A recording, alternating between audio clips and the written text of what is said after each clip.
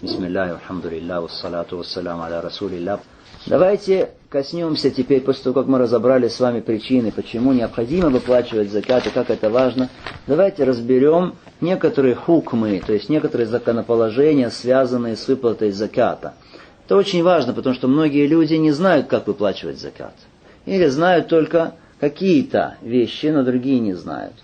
Давайте мы поэтому изучим эту тему вкратце.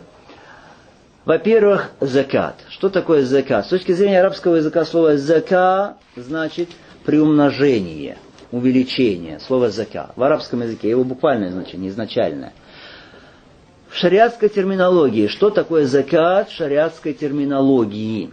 Это доля имущества, обязательная доля имущества, установленная шариатом. Обязательная доля имущества, установленная шариатом, которая выдается с определенного имущества, определенных видов имущества. Хорошо? В качестве поклонения Аллаху Субхану ва Тааля. В то время, когда это становится обязательным и выплачивается тем людям, которые установил шариат. Еще раз, что такое закат? Закат – это обязательно установленная шариатом доля имущества, которая выплачивается с определенных видов имущества в качестве поклонения Аллаху Субхану ва Тааля в время, установленное для этого, определенным категориям лиц. Понятно? Вот что такое закат. Смотрите здесь. Во-первых, хаккун мукаддар, то есть определенное количество имущества. Шариат устанавливает, сколько выплачивается. Хорошо? Дальше. С разных видов имущества по-разному. Потом сказано с определенных видов имущества. Второе в этом определении. Это значит, не со всех видов имущества выплачивается закат. Дальше сказано в качестве поклонения Аллаху Субхану ва Тааля. Потому что если человек просто так дал кому-то деньги, и не было у него намерения, что это закат ради Аллаха, то это не будет закат. Некоторые думают, задним числом какие-то свои траты, я это назову закатом. Нет. Должно быть абудна лилля, в качестве поклонения Аллаху Субхану ва Тааля. Дальше сказано, во время, которое установлено. Обязательное время установлено шариатом. Хорошо? И потом, кому платится закат? Никому ты хочешь. А как установил Аллах Субхану ва Тааля. Вот это определение заката, иншаллах, нужно запомнить, би'изни-ллахи тааля, потому что оно будет в вопросах. Дальше. Хукм заката. Положение заката в исламе. Мы с вами сказали уже, что закат это рукн, столб ислама. Третий столб ислама, много аятов, хадисов, которые побуждают к закату, указывают на его обязательность и указывают на угрозу тем людям, которые не выплачивают закат. Ваакимус саля ваатус зака. Это самый легко запоминающийся довод на обязательность заката. Какой? Ваакимус саля ваатус зака. Выстаивайте намаз и выплачивайте закат. Хорошо? Это довод из Корана. И тот хадис, который мы с вами сказали, от Абдулла ибн Умара, буни аль-ислам аля-хамс. Построен ислам на 5 столпах. Один из них это что? Это что? Выплата заката. Хорошо? Ва итаус зака. Выплата заката. Пророк алейхиссалату вассалям говорит, всякий человек, у которого есть верблюды, или коровы, или овцы, то есть мелкий рогатый скот, и если он не платит с них закат, то в судный день эти животные его станут, насколько они могут стать большими, такими большими. Большими, и будут у них такие, насколько они могут быть тучными, дородными, жирными, вот такими они станут. И они начнут бодать его своими рогами и топтать его своими копытами. И как только они все пробегут, и последний уже из них пробежит, первые опять вернутся, чтобы пробегать по нему. И топтать его, и бодать его своими рогами. И так будет продолжаться, сказано, пока не закончится суд над людьми. Пока не закончится судный день. Поэтому такая угроза страшная за невыплату заката. Да, и поэтому да убоится тот, у кого есть разум. Когда был вменен закат в обязанность? Закат был вменен в обязанность мусульманам еще до переселения пророка, алейхиссалату вассалям, в Медину, до хиджры. Он был вменен в обязанность, но сколько выплачивать, с каких видов имущества, как, кому, это уже были, эти тонкости этого вопроса, уже ниспослан от Аллаха Субхану ва Тааля пророку где? В Медине. Уже после хиджры, во 2-м году хиджры. Хорошо? Итак, закат стал обязательным когда? Когда мусульмане еще были в Мекке, до хиджры. Хорошо? А после переселения в Медину, во 2-м году хиджры, уже были ниспосланы подробности того, как выплачивается закат, из какого имущества. Дальше. Если человек отрицает обязательность выплаты заката, ему предъявлены доводы, предъявлены аяты, хадисы, он все понял, но при этом он говорит, нет, не обязателен закат. Говорит, нет, это не ваджиб, это не фард, это не рукан. Каков хукм такого человека? Суждение о таком человеке в исламе. Этот человек перестает быть мусульманином. Человек перестает быть мусульманином. Он неверующий. Почему он неверующий? Потому что он отрицает то, что сказал Аллах и его посланник. Понятно? А если человек признает обязательность заката, говорит, да, это столб, да, это рукан, да, это ваджиб, это фард, но не выдает его, потому что проявляет жадность, скупость, алчность и так далее. Хукм этого человека, он перестает быть мусульманином или остается быть мусульманином? Он остается быть мусульманином, но нечестивым мусульманином, грешным мусульманином. И за это, если есть правитель мусульман, наказывает его. И он несет, если нет правителя, несет наказание от Аллаха Субхану ва Тааля в этом мире, в вечном мире, о которых мы с вами упомянули до этого. Какова мудрость установления заката? Почему Аллах Субхану ва Тааля установил этот вид поклонения Аллаху Субхану ва Тааля? На самом деле много мудростей. Некоторые упомянем, и иншаллах потом с вами вспомним совместно какие-то мудрые смыслы установления заката. Ну, во-первых, закат, выплата его, это выражение благодарности Аллаху Субхану ва Тааля за его милости. Аллах дал тебе это имущество, и ты отвечаешь на приказ Аллаха Субхану ва Тааля, подчиняешься его шариату, выполняешь свою миссию раба Аллаха Субхану ва Тааля и выплачиваешь закат. Это первая мудрость. Вторая мудрость, это то, о чем мы упомянули до этого, это очищение имущества человека. Хорошо, очищение имущества человека и приумножение имущества человека. И оберегание имущества человека на самом деле от разных бед и стихий. Смотрите, закат это из причин, почему Аллах оберегает наше имущество. Оберегает его от всяких дождей, каких-то проливных, от холода, или от ветра, или от пожара и так далее. Закат это причина. Поэтому сказано, «Ма накасат садакатун мин маль». Садака не уменьшает имущество. Хорошо, садака, закат не уменьшает имущество.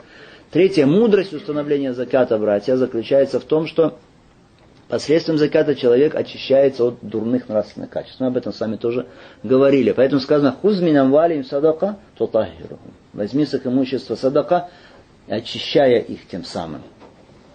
Человек избавляется от всяких дурных нравственных качеств, жадность, скупость, алчность, высокомерие и так далее. Следующая, какая по счету мудрость? 4. Это то, что исламское общество посредством заката защищается от распространения там нечестия, порчи и преступности. Преступности. Почему? Потому что бедняк, когда выплачивается ему закат, через закат он получает возможность удовлетворять свои нужды необходимые. Вещи покупать себе, брать себе еду и так далее. Это к чему ведет? К тому, что снижаются преступления, такие как воровство или грабеж и так далее. Следующая мудрость в установлении заката – это укрепление братских отношений между мусульманами, между бедными и богатыми. Потому что закат что такое? Это выражение сочувствия, в общем, людям, которые нуждаются в помощи, у которых есть нужда. И поэтому среди мусульман крепнет сплоченность между богатыми и бедными, между разными слоями населения, сближаются их сердца. Смотрите, это все мудрость заката, установление Аллаха Субхану ва Тааля, это виды поклонения, и это очень важно. Следующий вопрос, который мы разберем, иншаллаху та'аля, это условия заката. Условия заката, при каких условиях закат становится обязательным. Для всех ли обязательно выплата заката или нет? Хорошо, есть свои условия. Это называется по-арабски как? Шурут. Шурут, или шарт, единственное число, множественное число шурут. Да? Шуруту закат, то есть условия заката. Первое условие это аль-ислам. Это ислам человека, то есть если человек мусульманин, тогда он обязан выплачивать закат, и от него принимается закат. Будет действительным. Если неверный платит закат, принесет это ему пользу. Будет ли это считаться, что он выплатил закат? Будет действительным этот его вид поклонения закат? Нет. До тех пор, пока он не уверует. Потому что Аллах Субхану ва Тааля не принимает деяния мушриков. Те, которые совершают ширк. Как мы с вами говорили на предыдущем уроке, что деяния посредством ширка становятся и неверие становятся что? Бесполезными, тщетными. Итак, первое условие, это человек должен быть что? Мусульманином. Это первое условие, это аль-ислам. Ислам человек. Второе условие, это аль-хуррия. Аль-хуррия, то есть свобода. Свобода. То есть, если есть рабы, невольники, то для них не является, что закат обязательным, если у них есть какое-то имущество. Все равно не является закат обязательным. Кто-то может сказать, ну сейчас рабов нет, но в фикхе остается это условие. Хорошо, потом может быть где-то есть, или когда-то будут, хорошо. Поэтому в любом случае это условие, оно остается. Третье условие, это наличие у человека нужного количества имущества. Это называется по-арабски ан-нисаб. Должен быть нисаб у человека, то есть определенное количество имущества. Что такое нисаб? Это определенное количество имущества, установленное шариатом. Определенное количество имущества, установленное шариатом. Если есть у человека такое количество имущества или больше, тогда на нем уже лежит обязанность выплачивать закат. Если у него меньше этого, меньше уровня нисаба его имущества, тогда он не обязан выплачивать этот закат. Как на это указывают достоверные хадисы? Следующее условие шарт заката, это полное владение человеком этим имуществом. То есть это имущество должно быть собственностью человека полностью. Если есть имущество, которое не является имуществом, не принадлежит определенному человеку, тогда с этого имущества не платится закат. Кто-то скажет, как это может быть? Может быть, если, например, собрали деньги для строительства мечети. Эти деньги лежат, год-два лежат, большая сумма. С них закат выплачивать нужно или нет? Нет, потому что условие какое, мы сказали, четвертое? Полное владение этим. Здесь нет владельца. Хорошо. Или, например, какой-то человек передал свое имущество на пользование мусульманам. В качестве вакфа, на пользование беднякам. С этого имущества будет браться закат, тоже не будет взиматься. Хорошо. Если имущество в фондах благотворительных хранящиеся, с него тоже не выплачивается. Или какие-то комитеты там по оказанию помощи, спасения и так далее, то же самое. Это четвертое условие. Пятое условие это прошествие года. Прошествие года. Хорошо. Это условие не во всех случаях действует, не во всех видах имущества, но это одно из условий. То есть, если у человека есть это имущество, то есть появилось оно в уровне необходимом для выплаты заката, в уровне нисаба, появилось оно, хорошо, должен пройти год для того, чтобы для человека это стало обязательным. А если в течение этого года, да, у него появилось количество денег, которое уже обязывает его выплачивать закат. Хорошо, но оно только сегодня у него появилось. Принесли ему, подарили эти деньги. Или оставилось наследство ему. Да, денег вроде бы много, закат с них платится. Но обязан ли он сразу платить с них? Нет, когда пройдет год. 12 лунных месяцев. Не год солнечный. Как некоторые думают, если 5 декабря, значит 5 декабря. Нет. Если 5 Рамадана, значит 5 Рамадана. Хорошо, лунный год, тогда он обязан платить с этих денег. А если в течение года это имущество что? Было потрачено им на необходимое. И уже к концу года осталась небольшая сумма, которая не доходит до уровня нисаба, то тогда что человек не обязан платить из этого. Итак, 5 условий. 5 условий. Из этих условий есть ли какие-то исключения? Да, есть исключения. Есть исключения. Это то, что человек получает из продуктов земледелия. Хорошо? Как злаковые или плоды какие-то. Хорошо? С этого тоже платится закат, это мы будем изучать, иншаллаху тааля. Но здесь нет какого условия? Здесь нет условия года, прошествия года. Как получил урожай, если есть уровень нисаба, то выплачивает человек. Хорошо? Нет условия прошествия года. Еще одно исключение. Если, предположим, у человека есть стадо, есть скот, этот скот дает приплод. Этот приплод, предположим, родился в месяц Рамадан. Хорошо? И уже через месяц, а после Рамадана какой месяц? Шавваль. В месяце Шавваль пришел срок уплаты заката со стада основного, от которого этот приплод. То есть этот приплод, его отсчет года от основного стада. От основного стада. Хорошо? Приплод, он считается как? Относится к основному стаду. Год его, это год что? Основного стада. Дальше, еще одно условие, то есть еще одно исключение из условий. Если человек свои деньги вкладывает в бизнес, у него есть деньги, то, что называется, крутит их, да, это так называют на простом языке. Эти деньги достигают уровня нисаба. Хорошо, достигают уровня нисаба. И вот он их крутит, и предложил в месяц Рамадан, пришло время уплаты заката с его основного капитала. А за это время добавился еще и доход. Хорошо? Этот доход, если он получил вот только недавно, за месяц до Рамадана, в месяц Шаабан, что для него отдельно год нужно вести? Нет, этот доход, это прибыль от чего? От основного капитала. Поэтому год его считается как год что? Основного капитала. Когда будет месяц Рамадан, со всей суммы надо будет уплачивать, а не только с того основного капитала. В том числе и с прибыли. Понятно? Если он свои $5000, предположим, превратил в $10 000, хорошо, посредством торговли, то он уже будет уплачивать с какой суммы? С 10 000. Хорошо, с 10 000. Тогда, когда наступит срок уплаты за те 5000, которые были основным капиталом. Это понятно, да? Это вопрос шартов, вопрос условия. Вопрос условий. Мы сказали, сколько условий? Назвали 5 условий. Хорошо. Теперь давайте коснемся вопроса, а с какого вида имущества выплачивается закат. И мы скажем, из 4 видов имущества.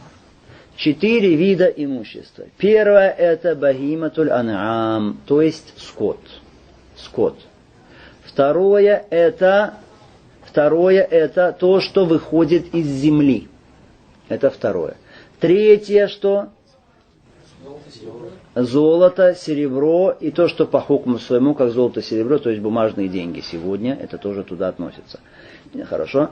Четвертое это товары. Товар.